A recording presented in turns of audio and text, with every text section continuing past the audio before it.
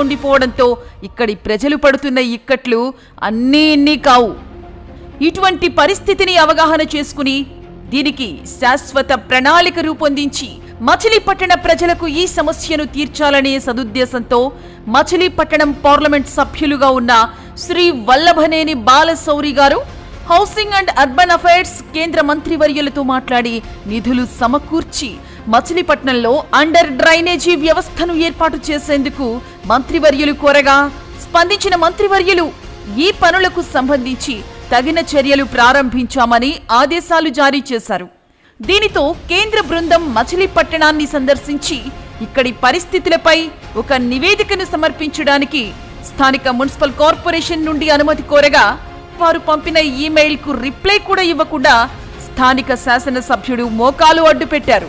బందరు ప్రజల కష్టాలు తీర్చటానికి మేము ప్రయత్నిస్తుంటే సంతోషంగా సహకరించాల్సింది పోయి ఇలా స్వార్థంతో బందరు అభివృద్ధి చెందకూడదు అనే దురుద్దేశంతో స్థానిక ఎమ్మెల్యే అడ్డుపడిన తీరు చూస్తే ఆశ్చర్యం కలగక మానదు.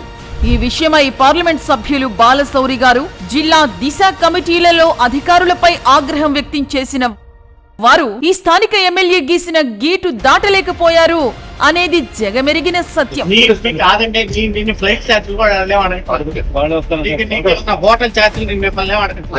వాళ్ళు వచ్చి ఢిల్లీ నుంచి ఇక్కడ ఉన్నటువంటి పరిస్థితి సముద్రానికి భూమి కనెక్షన్ పరిష్కరిస్తాం, మేము డబ్బులు ఇస్తామని చెప్పి మీకు లెటర్ రాస్తే మీరు మీకు పెట్టుబడి లేదు, రూపాయి ఖర్చు లేదు, దానికి రిప్లై ఇవ్వకుండా 6 నెలల నుంచి ఎందుకో నేను మచిలీపట్నం ప్రెసిడెంట్ మీకు కోపం అయింది.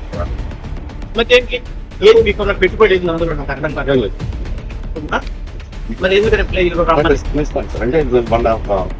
అదే ఆఫీస్ లో కూర్చొని 2 నిమిషాలు టైప్ చేసేదానికి నేను డేట్ రమ్మనే దానికి నాకు అర్థం కాదు. జీతానికి పెట్టుబడి అవసరం లేదు, శ్రమ అవసరం లేదు, అప్రూవల్ అవసరం లేదు. ఏంటి సమస్య ఏంటి? అవునండి, ఇక్కడ ఉంటారు కదా వాళ్ళతో ఏ సంబంధం ఉంది? అదండి కలెక్టర్ గారితో వస్తారు, కలుస్తారు, మాట్లాడతారు. మీ దగ్గర ఏంటంటే టెక్నికల్ టీం ఏముంది?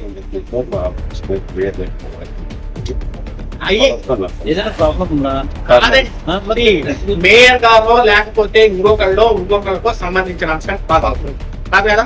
ఇది సంబంధించి మీరు కనీసం మెయిల్ చేయకుండా మేయర్ గారు ఇంకొకళ్ళు మేయర్ గారికి ఇంకొకరికి రమ్మని బాగా వచ్చినప్పుడు 6 నెలల నుంచి మీరు దొరకట్లేదా మీకు?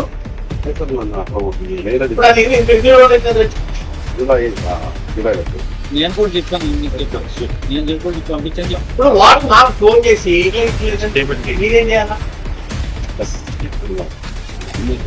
ముందు చెప్పు, మచిలీపట్నం ప్రజలు పాడుకుంటే చెప్పు, లేకపోతే ఈ అరాచక పాలనకు స్వస్తి పలుకుదాం.